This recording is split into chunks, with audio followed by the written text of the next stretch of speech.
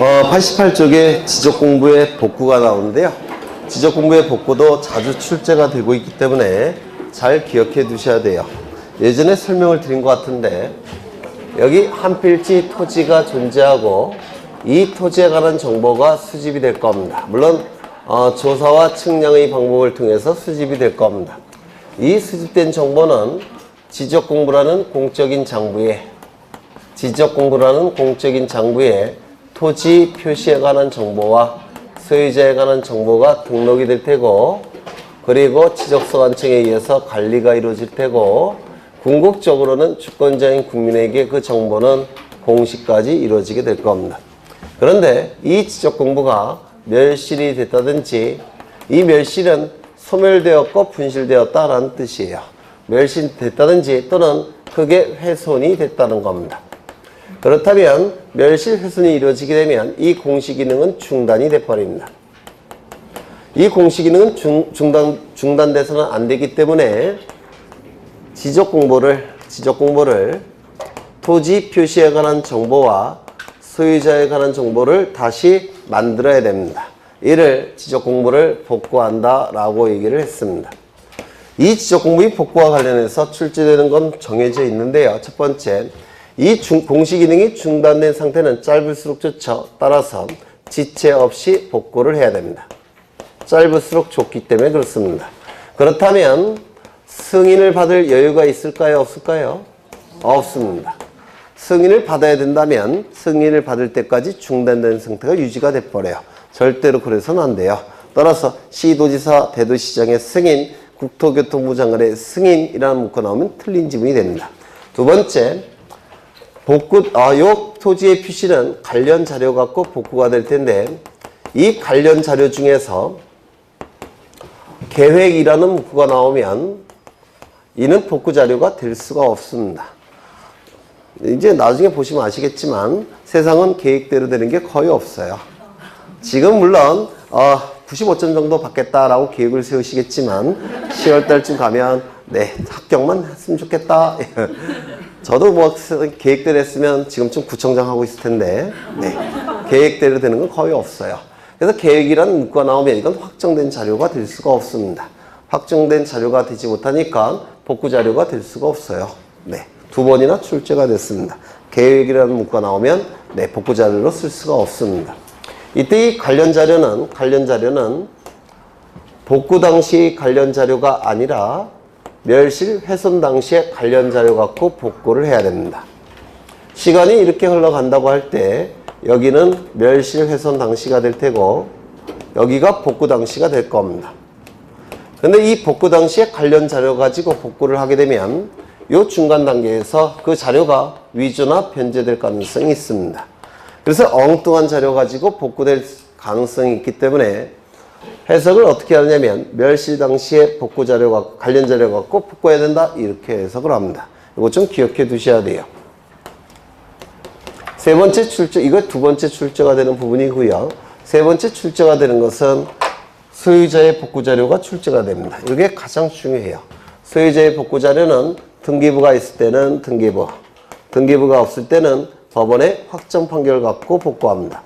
왜냐하면 소유권자를 정하는 기준은 등기부가 있을 때는 등기부가 되고 등기부가 없을 때는 법원이 인정을 해줘야 되기 때문에 그렇습니다. 그래서 이게 세 번째로 출제가 될 테고요. 네 번째가 이제 복구 절차가 출제가 됩니다.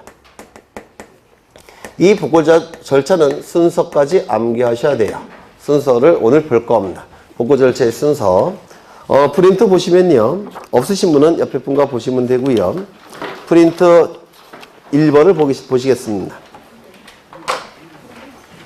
맨 앞에 6쪽에 있습니다. 6쪽. 피셨어요? 네. 요 복구 절차 순서를 암기하셔야 돼요. 이거 출제가 되고 있기 때문에. 근데 이 복구 절차 순서를 암기하는 게 어렵지 않습니다. 왜냐면 시간의 흐름에 따라서 진행되고 있고 논리에 따라서 진행되고 있기 때문에 이거 암기하는 게 어렵지 않습니다. 또한 이 복구 절차에서 가장 중요한 것은 면적이에요. 왜냐면 가장 이해관계가 있는 자가 소유자겠죠. 소유자가 관심 있어 하는 부분이 바로 면적이니까 면적 위주로 복구 절차가 진행이 됩니다. 그래서 이제부터 좀 볼 거예요. 지적 공부가 멸실 훼손되게 되면 다시 만들어야 되는 것이 지적 공부의 복구라고 했죠. 만들기 위해서는 그 지적 공부와 관련된 각종 자료들을 조사해야 됩니다. 지적 공부와 관련된 각종 자료를 조사하게 돼요. 이를 복구 자료를 조사한다라고 얘기합니다.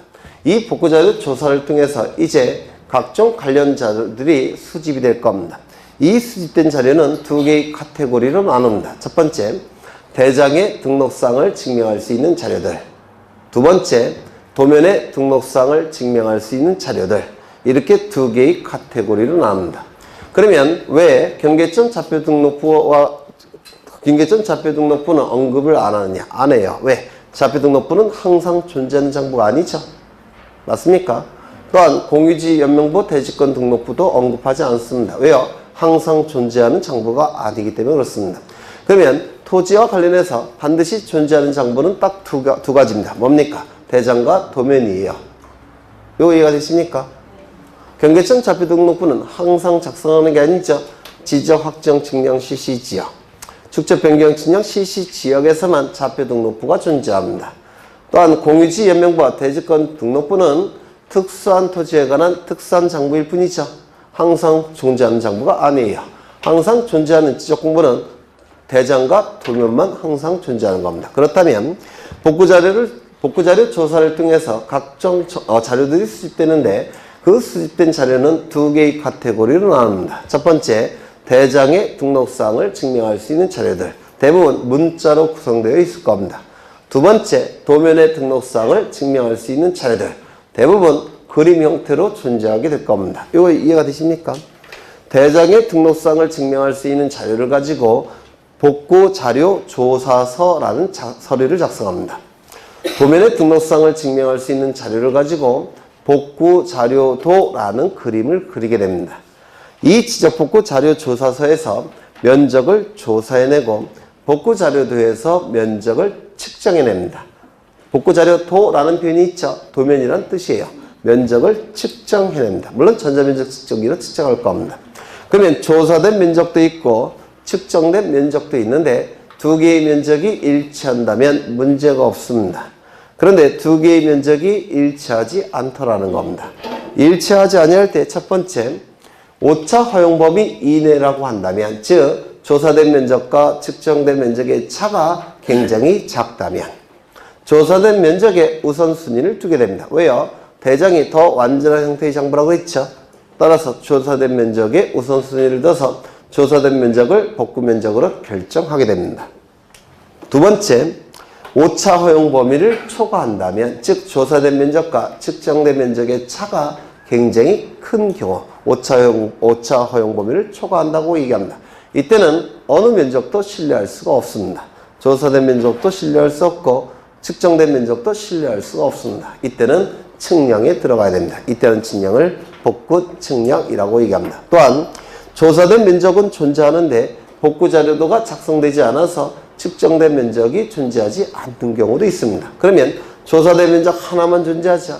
그러면 비교 기준이 없기 때문에 이때 조사된 면적도 신뢰할 수가 없습니다. 이때도 측량에 들어가야 됩니다. 이때의 측량을 복구 측량이라고 얘기합니다. 복구 측량을 통해서 만들어진 자료들이 있을 겁니다. 이 복구 측량을 통해서 만들어진 자료와 기존의 복구 자료가 일치한다면 문제가 없습니다. 그런데 자료가 일치하지 않더라는 겁니다. 그렇다면 어느 자료에 우선순위를 둬야 될까요? 측량을 통해서 새로 만들어진 자료에 우선순위를 두게 됩니다. 따라서 기존의 자료는 잘못된 자료일 테고 기존의 자료에 근거를 둔 경계화 면적도 잘못된 경계화 면적입니다. 따라서 조정을 해야 됩니다. 조정을 할 때 손해가 발생하는 자가 있다면 그 자의 동의를 받아서 조정을 해야 됩니다. 조정이 이루어졌다면 그 조정된 경계를 기준으로 경계점 표지를 설치합니다. 경계점 표지까지 설치가 돼서 절차가 다 끝났다면 이제 시군구 게시판과 인터넷 홈페이지에 불만이 있는 자 나타나라고 이의신청을 15일 이상 게시하고 불만이 있는 자 나타나라고 이의신청을 받습니다. 이의신청은 게시 기간 내 이의신청을 해야 됩니다. 이의신청 절차까지 완료가 됐다면 이제 지적 공부를 복구하게 될 겁니다. 이런 절차에 의해서 이루어지게 돼요. 다시 하겠습니다. 나중에 외울 수밖에 없어요. 10번 이상 할 테니까. 지적 공부가 멸실 훼손되게 되면 다시 만들어야 된다고 했죠. 다시 만들기 위해서는 지적 공부와 관련된 자료를 조사합니다. 이를 복구 자료를 조사한다 라고 얘기합니다. 복구 자료가 조사가 되면 이제 자료가 수집이 됐을 텐데 그 수집된 자료는 두 개의 카테고리로 나눕니다. 첫 번째, 대장의 등록상을 증명할 수 있는 자료.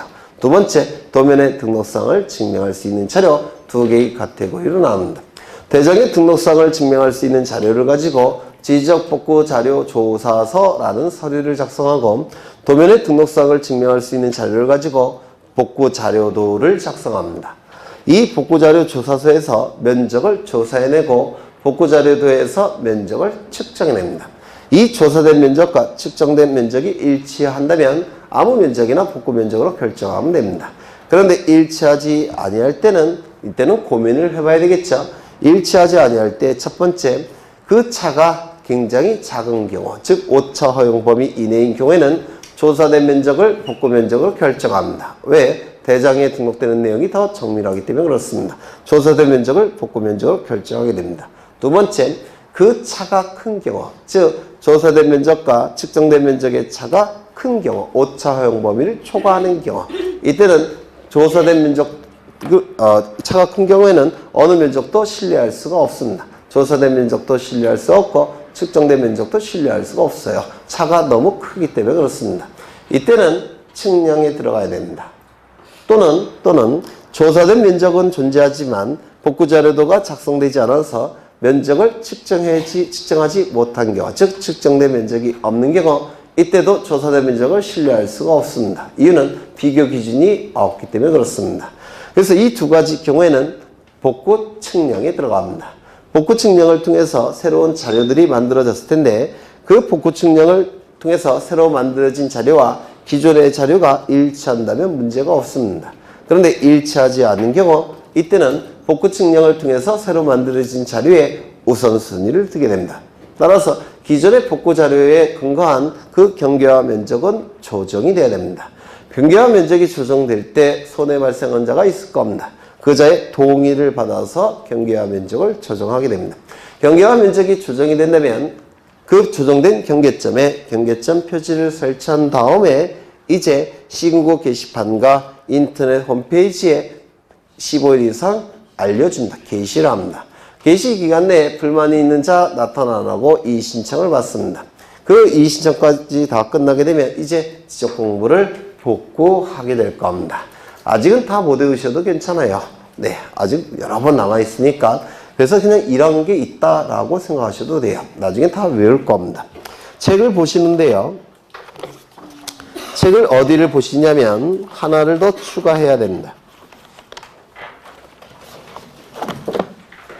어디를 보시냐면 91쪽을 보십니다. 91쪽. 91쪽의 가운데에 동글뱅이 8번 있습니까? 있죠. 이걸 체크하십니다. 이해를 해보죠. 토지대장, 임야대장 또는 공유지연명부는 복구되고, 즉 대장 형태는 복구되었는데 도면 형태가 복구되지 아니한 토지가 도면은 아직은 복구되지 못했다는 겁니다. 대장 형태는 복구가 됐는데 도면은 아직 복구되지 아니한 상태예요.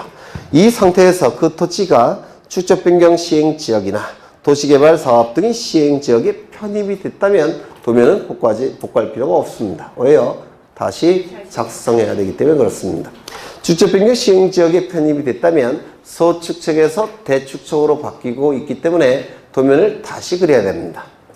또한 도시개발 사업 시행지역에 편입이 됐다면 복구해봤자 쓸모가 없어요. 왜? 토지의 모양이 바둑판 모양으로 다시 만들어지기 때문에 그렇습니다. 그래서 이때는 도면을 복구하지 아니할 수 있다라고 얘기합니다. 이해가 되시죠? 네, 이해하시면 돼요. 그럼 그 다음에 이제 넘어가겠습니다. 이제 92쪽에 토지 이동 및 지적 정리가 나오는데요. 시간을 좀 아끼기 위해서 이것도 프린트로 보겠습니다. 11월, 12월, 1월, 2월 달 연속해서 두 번 다 설명을 드렸기 때문에 이번에는 세 번째니까 프린터로 해도 될 것 같아요. 처음 오신 분들은 1, 2월 달 강의 꼭 들으셔야 돼요. 그래야지만 좀 이해가 되실 겁니다. 어디를 보시냐면 7쪽 보십니다. 7쪽.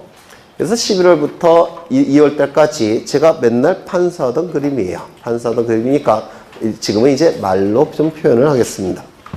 한 필지 토지에 관한 정보가 수집이 될 겁니다. 그림을 보세요. 제가 판사했던 그림이에요. 한 필지 토지에 관한 정보가 수집이 될 텐데 수집되는 방법은 두 가지 방법이죠. 조사와 측량의 방법을 통해서 수집될 겁니다. 이때 이 정보는 주된 정보와 종된 정보로 나눠지죠. 주된 정보는 토지 표시에 관한 정보를 주된 정보, 종된 정보는 소유자에 관한 정보가 종된 정보가 될 겁니다. 소유자에 관한 정보는 이름, 주민번호, 주소를 의미할 테고 주된 정보인 토지 표시에 관한 정보는 소재, 지번, 지목, 면적, 경계, 좌표가 될 겁니다. 이때 이 토지의 표시가 달라지는 것을 뭐라고 했습니까? 토지 이동이라고 했습니다. 토지의 표시가 달라지는 것을 토지 이동이라고 불러요. 달을 이자에 움직일 동자를 써서 토지의 표시가 변경되는 것을 토지 이동, 달라진다 라는 뜻입니다. 이 토지의 표시가 달라지는 것, 변경하는 것을 토지 이동이라고 부르는데 나중에 두 가지가 추가가 됐습니다. 토지의 표시를 새로 정하는 것, 토지의 표시를 말소하는 것, 이 두 가지가 나중에 토지 이동에 추가가 된 겁니다. 토지의 표시를 새로이 정하는 게 바로 신규 등록을 얘기하는 것이고 토지의 표시를 말소하는 것은 바다가 된 토지의 등록 말소를 의미합니다. 대부분의 토지 이동은 변경에 해당이 돼요. 그래서 변경을 위주로 논의가 진행이 될 겁니다. 그러면 토지의 표시를 새로이 정하거나 변경하거나 말소하는 것을 토지 이동이라고 얘기합니다. 외우셔야 되겠죠. 토지의 표시를 새로 정하거나 변경하거나 말소하는 것을 토지 이동이라고 얘기합니다.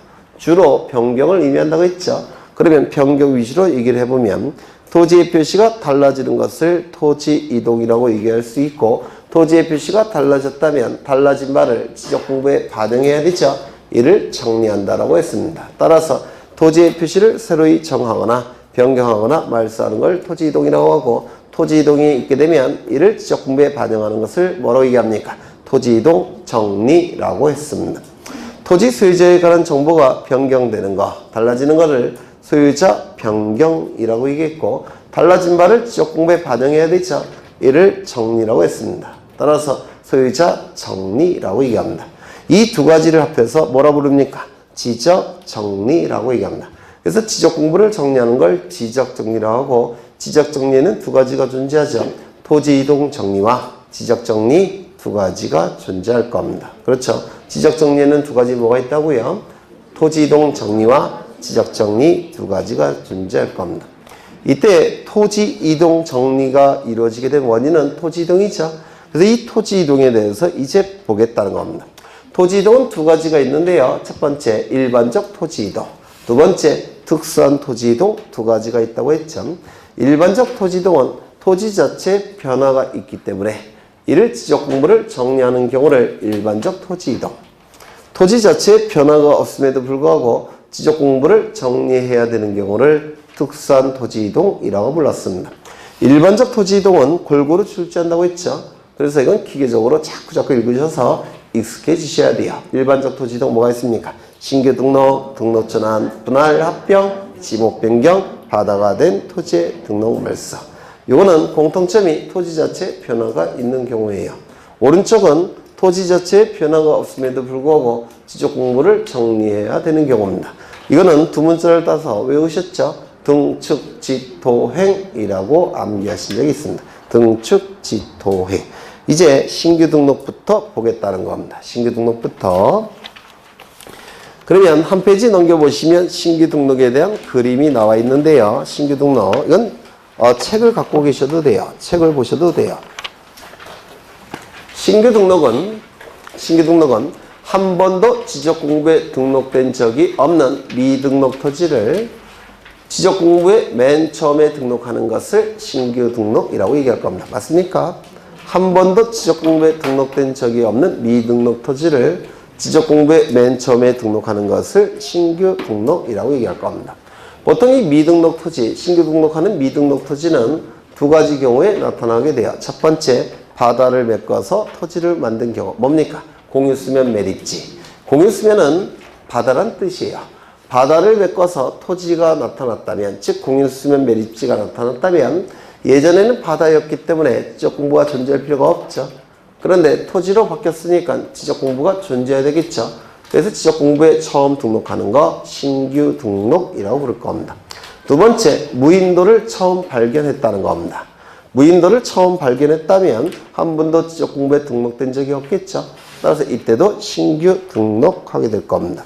신규 등록을 신청하는 자는 그 자는 지적공부의 소유자로 등록이 될 겁니다. 맞습니까? 소유자로 등록돼야 되기 때문에 신규 등록을 신청하는 자는 자신에게 소유권이 있다는 사실을 지적소관청에게 증명해야 됩니다.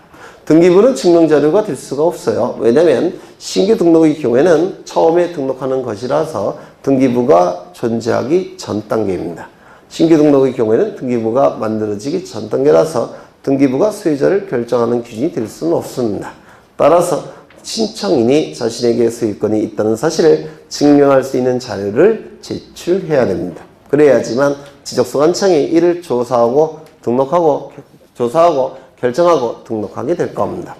그래서 이 소유권을 증명하는 자료가 제일 중요한데요. 소유권을 증명하는 자료를 보시기 전에 2번을 보십니다. 신규 등록의 신청. 며칠 이내에 신청합니까? 사유 발생일로부터 60일 이내에 신청합니다. 그런데 60일 이내에 신청하지 않게 되면 지적소관청은 마냥 기다리느냐? 그렇지는 않습니다.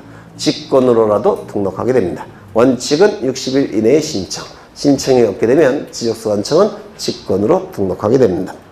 소유권을 증명하는 서류, 거기 4가지가 있는데요. 반드시 외우셔야 돼요. 첫 번째부터 좀 외워보겠습니다. 첫 번째, 법원의 확정 판결 정본 또는 사본이라는 문구가 나오는데요. 법원의 확정 판결에 갑이 소유자임이 표기되어 있다면 법원은 그 자를 소유자로 인정한 겁니까? 인정한 거죠. 따라서 가장 공정한 국가기관인 법원이 인정한 자라서 그 판결서는 소유권을 증명할 수 있는 자료가 될 수 있을 겁니다. 법원의 확정 판결. 이때의 정본은 원본과 다른 건데요. 원본은 원래의 판결서를 원본이라고 불러요. 근데 그 원본 형태는 법원에서 보관하고 있어야 됩니다. 원고 피고에게 주지 않습니다. 그러면 원본은 원고 피고에게 주지 않는다면 답답하겠죠. 따라서 원본과 같은 효력이 있는 서류, 판결서를 한 장 주는데요. 이를 정본이라고 부릅니다. 그래서 원본을 복사를 해서 법원에 정본이라는 사각형 지기를 찍어서 이걸 나눠주게 돼요. 이를 정본이라고 불러요. 복사본인데 복사본의 일종입니다. 그 다음에 원본은 나눠주는 게 아니에요. 원고 피고에게. 원본은 법원에서 보관하기 때문에 그렇습니다. 그 다음에 사본도 들어가 있죠. 특이하게. 그럼 이 사본은 단순한 복사본을 의미하는데요. 왜 이것이 소유권을 증명할 수 있는 자료가 되냐면 사본이 제출이 되면 지적소관청에서는 법원과 전산망이 연결되어 있기 때문에 그 내용을 컴퓨터를 통해서 확인할 수가 있습니다. 따라서 사본도 소유권 증명하는 자료에 포함이 됩니다. 이건 기억만 그런 게 아니라 2번 니은 디귿도 똑같죠. 다 전산망이 다 연결되어 있기 때문에 이 사본 갖고도 확인할 수가 있습니다. 두 번째, 공유수면 매립법에 의한 준공검사 확인증 사본. 그러면 공유수면을 매립하게 되면 그 매립지는 누가 소유권을 취득합니까? 건물을 신축하게 되면 우리 민법에 의해서 누가 소유자입니까? 매립한 자가 소유자예요. 민법에서 하실 겁니다. 신축한 자가 소유자가 됩니다. 건물을 신축하게 되면 신축한 자가 민법에 의해서 소유자입니다. 마찬가지로 공유수면을 매립하게 되면 매립한 자가 소유권을 취득합니다. 그런데 바다를 메꿔서 토지로 만들 때, 즉 매립할 때 주무관청, 관할관청에 승인 필요할까요? 필요 없을까요? 필요해요. 허가도 받아야 되고 다 매립이 끝나면 승인도 받아야 되겠죠. 그 승인하는 자료가 뭐냐면 준공검사 확인증입니다. 그래서 이 준공검사 확인증 안에는 매립한 자가 표기되어 있습니다. 매립한 자가 표기되어 있기 때문에 이것도 소유권을 증명할 수 있는 자료가 됩니다. 요게. 그래서 두 번째 외우십니다. 준공검사 확인증. 첫 번째 뭐라고요? 법원의 확정 판결. 두 번째 뭐라고요? 준공검사 확인증. 세 번째는 기타니까 따로 안 외우셔도 되겠죠. 리을을 보십니다. 도시계획구역 내의 토지예요. 도시계획구역 내의 토지를 신규 등록을 신청하는 거죠. 맞습니까? 신규 등록 신청할 단계는 등기부는 존재하지 않는다고 했죠. 등기부는 없습니다. 그리고 지적 공부도 존재하지 않습니다. 그러니까 신규 등록 시작한 거죠. 그렇다면 이 토지는 누구 소유일 가능성이 가장 높을까요? 등기부도 없습니다. 지적 공부도 없어요. 그러면 그 토지는 누구 소유일 가능성이 높습니까? 네? 등기부도 없고 지적 공부도 없다면 무주의 부동산일 가능성이 높습니다. 맞습니까? 무주의 부동산은 민법에 의해서 누구 소유입니까? 국가 소유죠. 즉 국유재산입니다. 이 국유재산의 총괄관리청은 기획재정부 장관이에요. 이 국유재산의 총괄관리청이 국유재산을 누구에게 넘기겠다는 겁니까? 지방자치단체에게 넘기겠다는 겁니다. 그렇다면 국유재산의 총괄관리청인 기획재정부 장관은 지방자치단체의 장과 협의해야 되겠죠. 계약 체결해야 되겠죠. 그리고 서류로 작성을 해야 될 겁니다. 즉 협의서가 작성이 돼야 돼요. 협의서, 계약서 같은 뜻이에요. 다시요. 이 등기부도 존재하지 않고 지적공부도 존재하지 않다면 무주의 부동산일 가능성이 높고 무주의 부동산일 가능성이 높다면 국유재산일 가능성이 높습니다. 이 국유재산의 경우에는 총괄관리청이 기획재정부 장관인데 기획재정부 장관이 총괄관리청으로서 국유재산을 지방자치단체와 협의를 통해서 넘기겠다는 겁니다. 그러면 그 협의서 안에는 국유재산을 지자체에 넘긴다는 문구가 있겠습니까? 없겠습니까? 있겠죠. 따라서 그 협의서는 이 지자체가 소유권을 취득할 수 있는 내용이 들어가 있기 때문에 소유권을 증명할 수 있는 자료가 된다는 뜻입니다. 이해가 되실까요? 이해 안 되시면 그냥 무대뽀로 외우셔야 되고. 그러면 세 번째 뭡니까? 협의서. 협의서. 기획재정부 장관과 지자체의장이 협의한 서류. 협의서. 첫 번째는 뭐라고요? 법원의 확정 판결. 두 번째는 준공검사 확인증. 세 번째는 협의서. 그렇죠. 네 번째 기타. 꼭 외우셔야 돼요. 그 다음에 하나 더 기억하셔야 될 게 맨 마지막에 동글뱅이 2번에 거기 확인이라는 단어 있습니까? 확인 동그라미 치십니다. 지적소관청이 갖고 있다면 구태여 제출할 필요 없이 확인으로 대신하겠다는 겁니다. 가지고 있다면, 이미 갖고 있다면. 그렇죠. 그 다음에 오른쪽을 보시면 등록전환을 보겠습니다. 등록전환.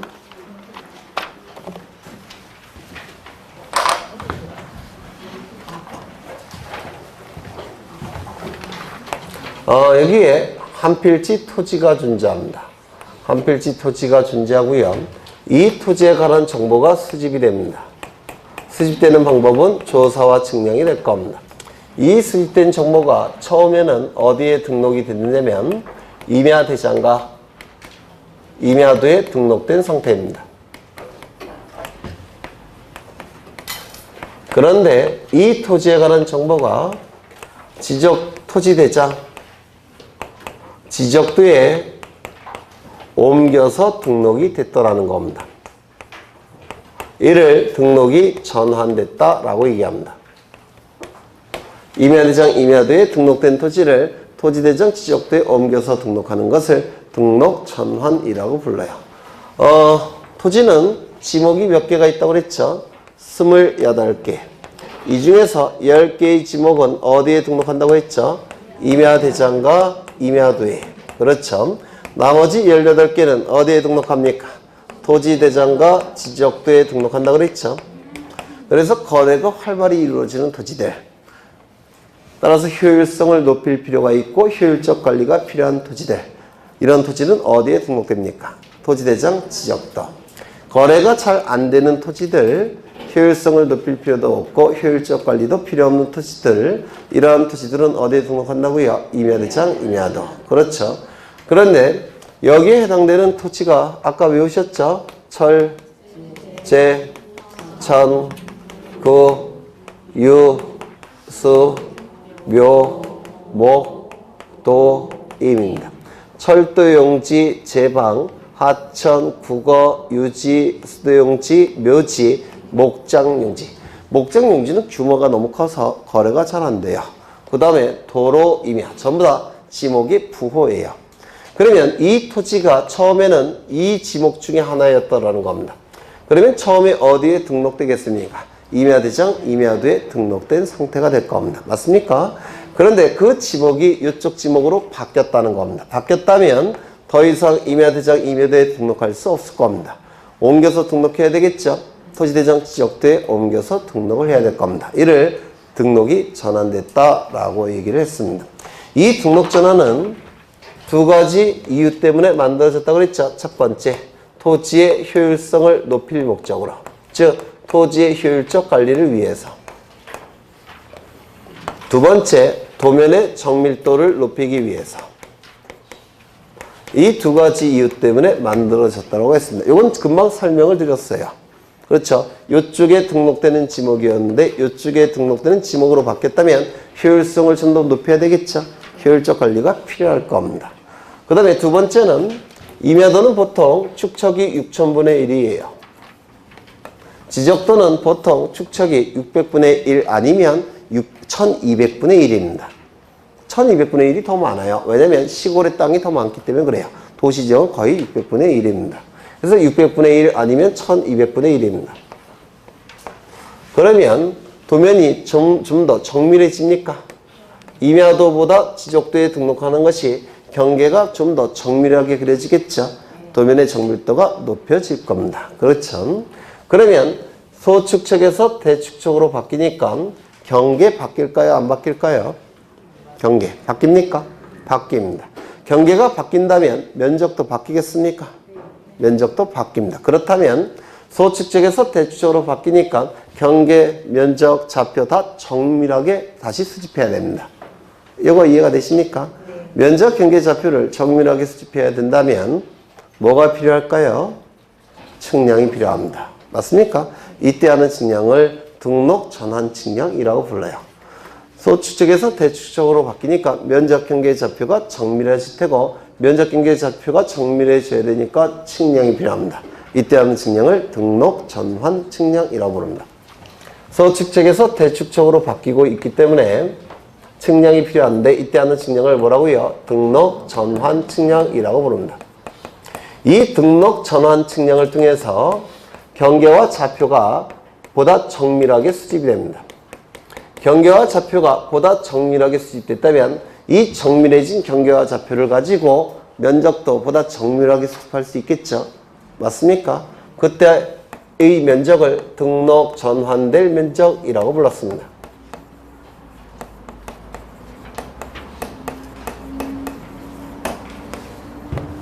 등록 전환 측량을 통해서 경계와 좌표가 보다 정밀하게 수집됐다면 그 정밀하게 수집된 경계와 좌표를 가지고 면적을 새로 측정해내는데 이를 등록 전환될 면적이라고 부릅니다. 이 등록 전환될 면적을 토지대장에 등록하게 되면 여기에 등록이 이루어지면 등록 전환이 이미 된 면적, 등록 전환된 면적이라고 불러요. 그러면 요 의미와 요 의미 차이점 느끼십니까? 네? 토지대장에 등록된 이후의 면적을 등록 전환이 된 면적, 토지대장에 등록되기 직전의 면적을 등록 전환될 면적. 구별되시죠? 네. 그런데 이건 생략을 합니다. 보통. 그래서 등록 전환 면적이라고 불러요. 보통 생략을 해서. 그런데 이 임야대장의 면적이 10,000제곱미터로 등록된 상태입니다. 면적은 어디에 등록된다고 했죠? 토지대장, 임야대장에만 등록한다고 했죠? 이 임야대장에 10,000제곱미터로 등록이 됐는데 새로 구해진 면적이 얼마냐면 11,000제곱미터입니다. 그러면 이 차가 무시할 정도로 작습니까? 작죠? 따라서 이 면적을 여기다가 등록합니다. 11,000제곱미터로 등록하고 이 차는 무시할 정도로 작으니까 그냥 내버려 둡니다. 차가 너무 작으니까. 그렇죠? 그런데 여기에 10,000제곱미터로 등록된 상태에서 측량을 통해서 새로 구해진 면적이 얼마냐면 11,000제곱미터라는 겁니다. 그러면 이걸 여기다가 등록해요. 11,000제곱미터. 그리고 이 면적과 이 면적은 차가 너무 크죠? 너무 크니까 이건 너무나도 잘못 등록된 면적입니다. 따라서 요거를 고칩니다. 11,000제곱미터로. 나중에 증거 자료가 될 수가 있어요. 소송에 들어갔을 때. 그래서 이걸 고치는데요. 이때는 지적소관청이 직권으로 고칩니다. 신청이 없어도 너무나도 잘못된 면적이라서 직권으로 정정을 하게 됩니다. 꼭 기억해 두셔야 돼요. 정리하죠. 임야 대장에 등록된 면적과 등록 전환될 면적의 차가 5초 허용 범위 이내일 때는 등록 전환될 면적을 등록 전환 면적으로 등록하고 그냥 끝납니다. 그런데 임야 대장에 등록된 면적과 등록 전환될 면적의 차가 5차 허용 범위를 초과할 때는 등록 전환될 면적을 등록 전환 면적으로 결정하고 임야 대장에 등록된 면적을 직권으로 정정해야 됩니다. 이거 이해가 되시죠? 네. 그리고 두 번째, 여기 임야 대장은 소유자에 관한 정보도 등록되는데요. A라고 등록되어 있습니다. 그런데 등기부에는 누가 소유자로 등기가 되느냐면 갑으로 등기되어 있습니다. 그러면 여기 토지 대장에 등록되는 소유자는 A입니까? 갑입니까? 네? 임야 대장에는 소유자가 A로 등록되어 있는 상태고요. 등기부에는 소유자가 갑으로 등기되어 있는 상태입니다. 그러면 임야 대장에 등록된 내용은 전부 다 토지 대장 옮겨서 등록해야 되겠죠? 그러면 여기 이 토지 대장에 등록되는 소유자는 A로 등록합니까? 갑으로 등록해야 됩니까? 네? A로 등록합니다. 그리고 등기부를 기준으로 해서 이걸 고칩니다. 이러한 절차를 거치게 돼요. 그래서 임야 대장에 등록된 토지 소유자를 토지 대장에 등록하는 겁니다. 물론 나중에 고칠 겁니다. 이거 이해가 되십니까? 네. 요 정도 기억하시면 되는데요. 이 등록 전환과 관련해서 몇 가지를 꼭 기억해 두셔야 되는데, 개념과 관련해서 첫 번째, 이 등록 전환 제도는 첫 번째, 이건 등록 전환입니까? 아닙니까?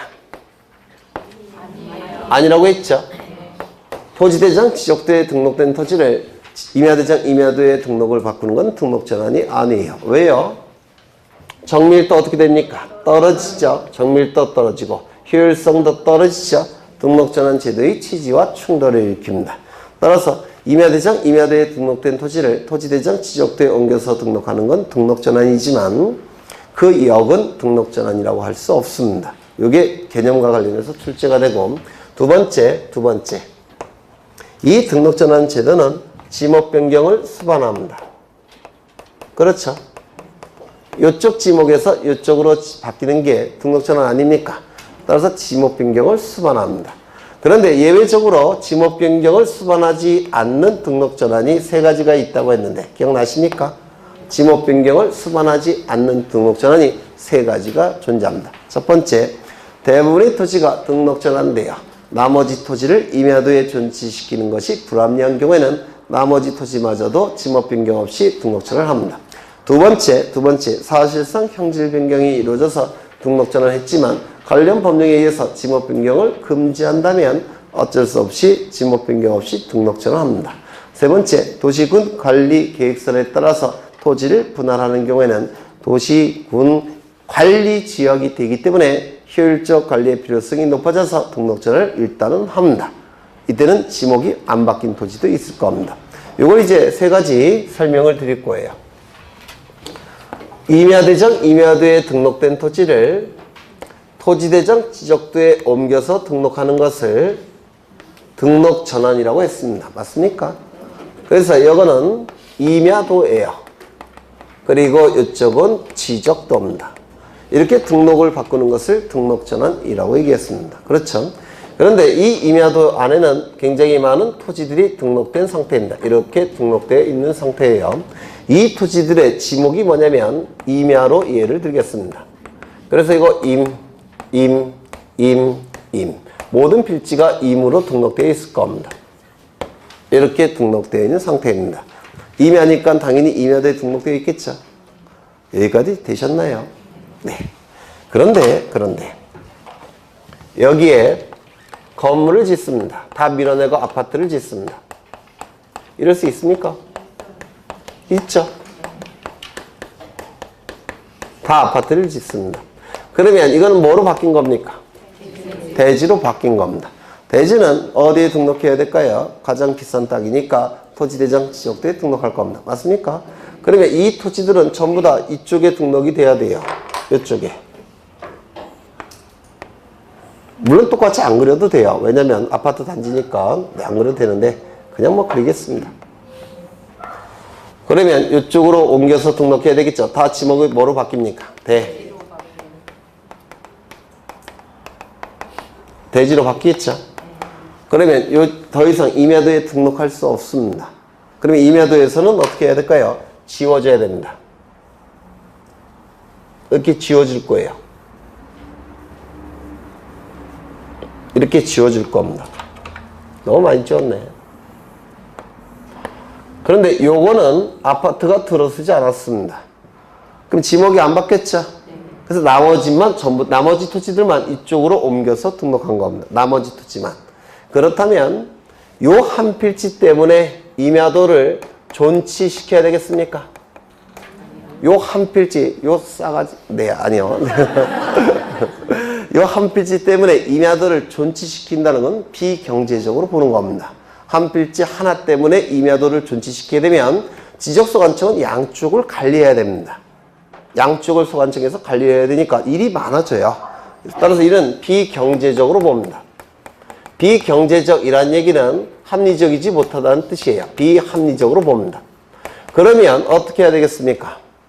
이것도 이쪽으로 옮겨서 등록해야 되겠다는 겁니다. 두 개를 관리하지 말고 이거 하나만 관리하는 겁니다. 지적소관청이. 이거 이해가 되십니까? 그러면 이 부분도 이쪽으로 등록해야 되는데, 옮겨서 등록해야 되는데, 지목은 안 받겠죠? 뭐로 등록하겠습니까? 임으로 등록하고, 이거는 폐쇄를 해버립니다. 그럼 이제 이걸 말로서 표현을 하겠습니다. 대부분의 토지가 등록 전환돼요. 나머지 토지를 위해서 임야도를 존치시키는 것이 비합리적이라면, 비합리적인 건 제거돼야 되죠? 따라서 나머지 토지마저도 등록 전환을 하겠다는 겁니다. 이 나머지 토지는 지목이 바뀐 적이 없어요. 따라서 지목 변경 없이 등록 전환을 하게 됩니다. 다시요. 그림을 떠오르신 다음에 그걸 말로 표현하실 수 있으셔야 돼요. 대부분의 토지가 등록 전환돼요. 나머지 토지를 임야도에 존치시키는 것이 비합리적이라면, 불합리하다면 나머지 토지마저도 지목 변경 없이 등록 전환을 합니다. 되셨습니까? 네. 두 번째. 요건 마찬가지로 임야도입니다. 그런데 이 임야도의 토지가 지적도로 바뀌는 것을 뭐라고 했습니까? 등록 전환이라고 했습니다. 그렇겠죠? 이 안에는 많은 토지들이 등록되어 있습니다. 많은 토지들이 등록되어 있는데요. 이 토지 지목은 전부 다 임입니다. 즉 임.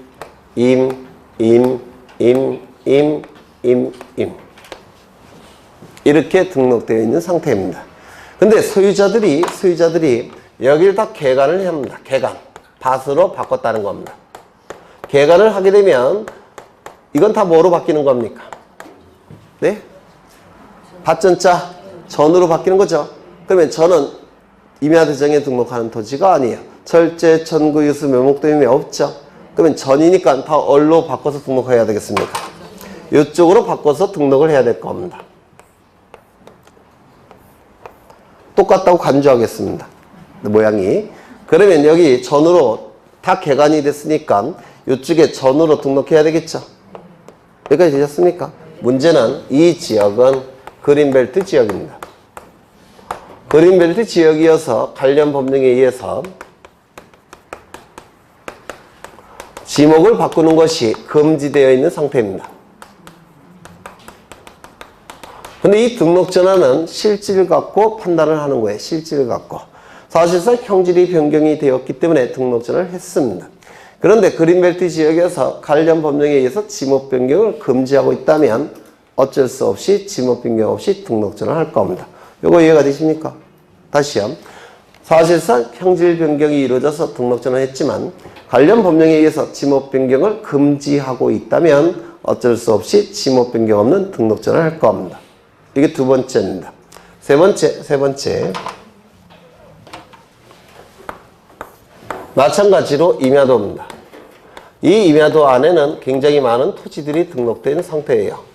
그런데 이 지역에 이렇게 도시군 관리계획선이 지나갔다는 겁니다. 그럼 이 도시군 관리계획선이 그어졌다면 이 안에 들어오는 토지들은 이제 관리지역이 됩니다. 즉 효율적으로 관리해야 됩니다.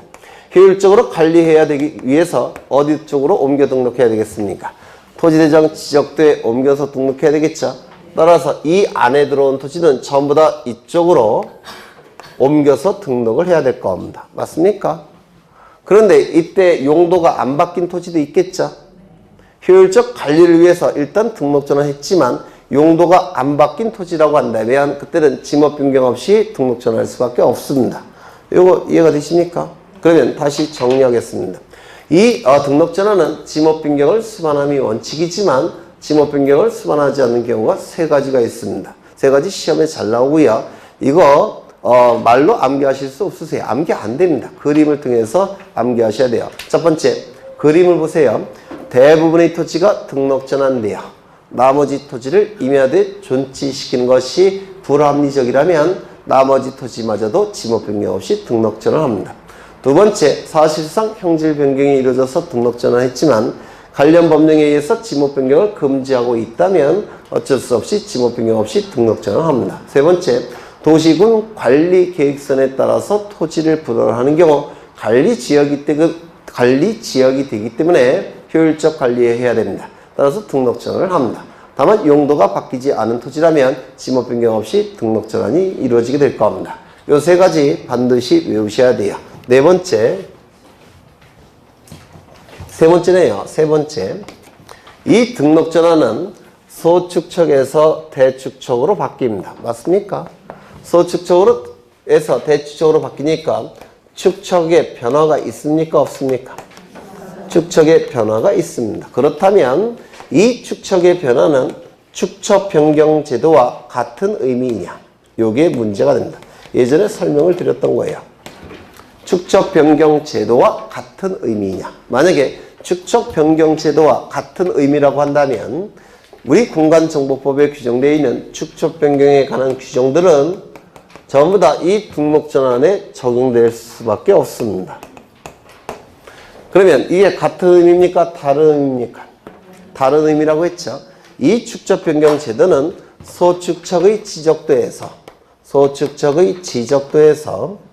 대축척의 지적도로 바뀌는 것이 축척 변경 제도예요. 그런데 이 등록 전환은 소축척의 임야도에서 대축척의 지적도로 바뀌는 게 등록 전환입니다. 그러면 요게 다르죠? 맞습니까? 따라서 등록 전환의 축척의 변화는 축척 변경 제도와 완전히 다른 겁니다. 그렇다면 축척 변경에 관한 공간정보법의 규정은 등록 전환에 적용될 여지가 있다 없다? 없다. 이렇게 얘기를 하게 될 겁니다. 이런 내용들이 쭉 출제가 됩니다. 이런 내용들이 책을 좀 보겠습니다.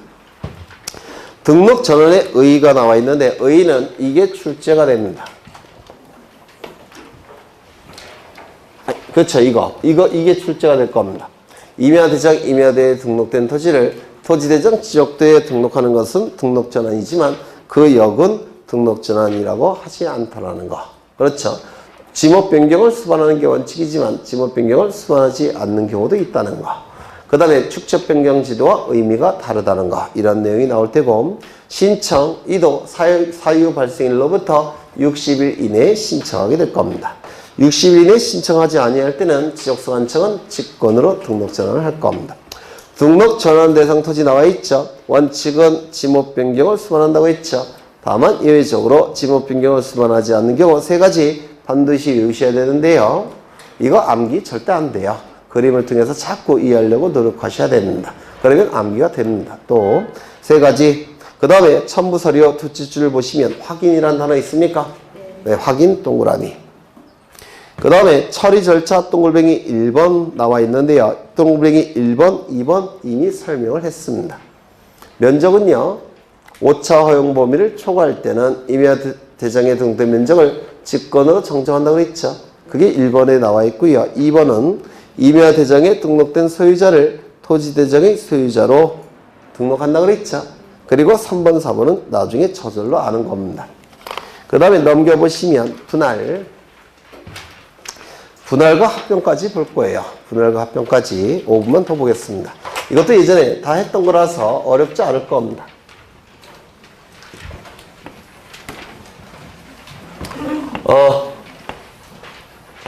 한 필지 토지를 두 필지 이상으로 나눠서 지적공부에 등록하는 걸 뭐라고 했습니까? 네, 분할이라고 했습니다. 이게 분할이에요. 한 필지 토지를 두 필지 이상으로 나누는 것을 분할이라고 불렀고요. 두 필지 이상의 토지를 한 필지로 합치는 것을 뭐라 부릅니까? 합병이라고 합니다. 그래서 이 분할과 합병은 반대의 개념이 될 겁니다. 이때 이 분할은 원칙이 분할을 신청할지 말지는 소유자의 자유의사에 따라서 분할을 신청하는 겁니다. 맞습니까? 따라서 분할을 신청하고 싶다면 신청하는 것이고 신청하기 싫다면 신청 안 해도 상관이 없습니다. 어디까지나 소유자의 자유의사입니다. 다만 예외적으로 이 예외가 자주 출제되죠. 예외적으로 일정한 경우에는 소유자는 60일 이내에 분할을 신청해야만 됩니다. 의무예요.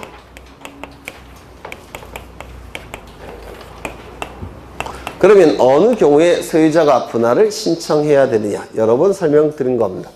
여기는 가수원이에요.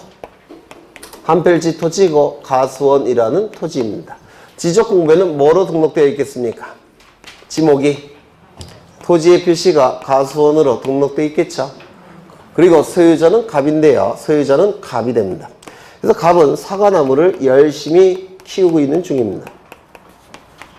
그런데 이 가수원 농사를 더 열심히 하기 위해서 살고 있던 집을 팔고서 여기다가 주거용 건물을 이렇게 짓습니다.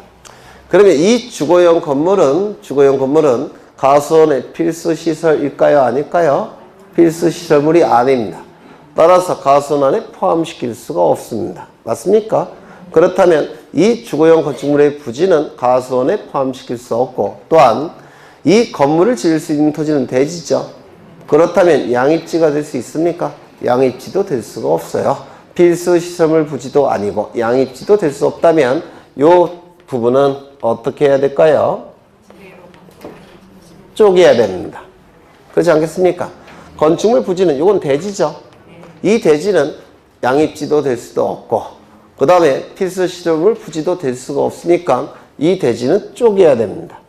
쪼개서 이 부분을 한 필지로 해서 별도의 지적 공부를 만들어야 돼요. 대로.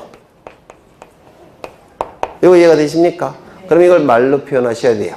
한 필지의 일부가 형질 변경 등으로 용도가 달라진 경우에는 일필일목의 원칙을 반드시 지켜야 됩니다. 여기다가 같이 대로 표기할 수는 없죠. 일필일목의 원칙상 안 되죠. 따라서 한 필지 일부가 형질 변경 등으로 용도가 달라진 경우에는 용도가 달라진 날로부터 60일 이내에 소유자는 분할을 신청해야만 됩니다. 60일 이내에 신청하지 않게 되면 지적소관청은 직권으로 바꿀 겁니다. 되셨습니까? 두 번째, 합병. 이 합병도 분할의 반대의 개념이니까 원칙은 토지 소유자의 자유의사에 달려 있습니다. 자유의사에 따라서 합병을 신청할지 말지는 소유자의 자유의사에 달려 있습니다. 다만 예외적으로 이때도 예외가 인정이 되는데요. 예외적으로 60일 이내에 소유자가 분할을 합병을 신청해야만 되는 경우가 있다고 했죠. 어느 경우라고 했습니까? 철, 제, 천, 구, 유, 수, 학, 그 다음에 도, 그 다음에 부, 채, 공, 작. 이 지목이 될 때는 즉 이 토지들이 철제, 천구, 유수학도, 부채, 공장의 지목이 되는 경우에는 이때는 합병을 신청해야만 됩니다. 60일 이내에. 전부 다 지목의 부호인데요. 공통점은 공익성이 강조되는 지목들이에요. 공익적 사업을 제대로 잘 하기 위해서는 합병을 신청해야만 되겠다는 겁니다. 전부 다 지목의 부호인데 요것만큼은 지목의 부호는 아니고요. 요건 공동주택의 부지인데 공동주택의 부지에서 그 부자를 딴 겁니다. 나머지는 전부 다 지목의 부호예요. 철은 철도용지, 제는 제방, 전은 하천, 구는 국어, 유는 유지, 수는 수도용지, 학교용지, 도로, 공동주택의 부지, 체육용지, 이건 뭘까요? 네? 공장용지는 장이죠, 장. 공원, 그 다음에 이건 공장용지. 그렇죠. 외워두셔야 돼요. 여기에 이상한 지목 하나 집어넣고서 틀린 지문으로 만듭니다. 예를 들어서 제방 있네. 뭐가 빠진 게 묘지 하나 집어넣고서 틀린 지문으로 만들어요. 그래서 기억해 두셔야 됩니다.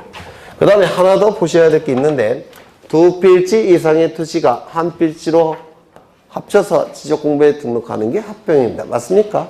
그렇다면 합병에 의해서 한 필지가 되고 있기 때문에 이 합병 요건 안에는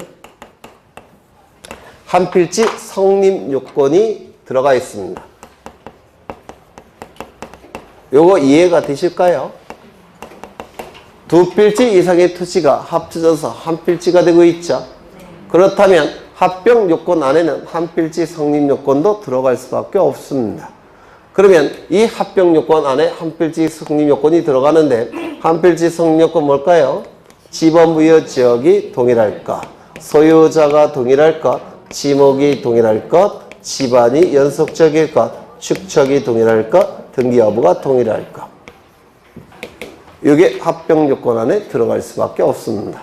이거 좀 외워두셔야 돼요.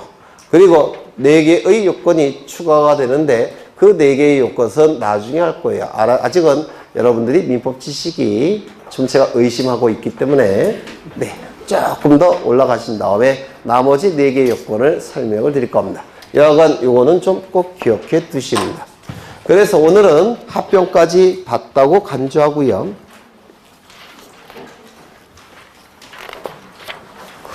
102쪽을 한번 보실까요? 102쪽. 102쪽에 합병 요건 나와 있죠. 그 합병 요건 안에는 뭐가 들어가 있다고요? 한 필지 성립 요건이 들어가 있습니다. 한 필지 성립 요건, 지소, 지지, 축도. 그리고 몇 가지가 추가가 되는데 그거는 나중에 보실 거예요. 기분이 나쁘면 다음 주에 볼 수도 있어요. 네. 그 다음에 맨 밑에 보시면 처리 절차가 나오는데요. 여기 보시면 한 필지가 두 필지 이상으로 나눠지는 것이 분할이라고 했죠. 그러면 분할의 경우에는 측량이 필요할까요? 필요 없을까요? 필요합니까? 왜요? 경계를 새로 그려야 되니까. 맞습니까? 그러면 분할의 경우에는 면적 측정이 필요할까요? 필요 없을까요? 필요하죠. 왜? 경계가 새로 그려지니까 면적을 다 측정해야 되겠죠. 그러면 두 필지 이상의 토지를 한 필지로 합치는 게 합병인데, 합병은 측량이 필요할까요? 아니요. 필요 없습니다. 기존의 경계를 지워주기만 하면 돼요. 도면상 이렇게 지웁니다. 도면에서 그냥 공무원들이 이렇게 지워버리고 끝나요. 따라서 측량이 필요 없습니다. 두 번째, 합병의 경우에는 면적 측정이 필요할까요? 필요 없을까요? 없습니다. 면적 측정하는 방법은 두 가지 방법이죠. 전자면적 측정기를 가지고 도면에서 측정하는 방법. 두 번째는 좌표를 가지고 면적을 계산하는 방법. 그 두 가지 방법입니다. 그런데 이 합병의 경우에는 이 덧셈만 하면 돼요. 그 두 가지 방법을 쓸 필요가 없습니다. 그냥 연필 갖고 종이 위에다가 덧셈하면 돼요. 그래서 면적을 측정하지 않는다라고 얘기합니다. 뭐 당연한 얘기인데요. 네. 그래서 오늘은 합병까지 볼 거고요. 그 다음에 지목 변경은 별로 볼 게 없고, 다음 시간에 한 2시간 정도는 공간정보법 끝낼 겁니다. 다음에 2시간 정도 공간정보법 끝낼 거고요. 이제 등기법 곧장 들어갈 겁니다. 등기법을. 그래서 등기법도 좀 준비하시고 오셔야 되고요. 그 다음에 이따가 문제풀이 할 때 이 뒷부분을 좀 더 상세하게 설명을 할 건데요. 오늘 가능하면 공간정보법을 끝낼 생각이에요. 그래서 문제풀이 5회가 주어졌는데 하루는 공간정보법 끝내고 4회는 등기법을 좀 상세하게 설명할 생각입니다. 제가 설명한 게 거의 공간정보법이 있으니까 뭐 어렵진 않을 겁니다. 고생하셨고 다음 주에 뵙겠습니다. 수고하셨습니다.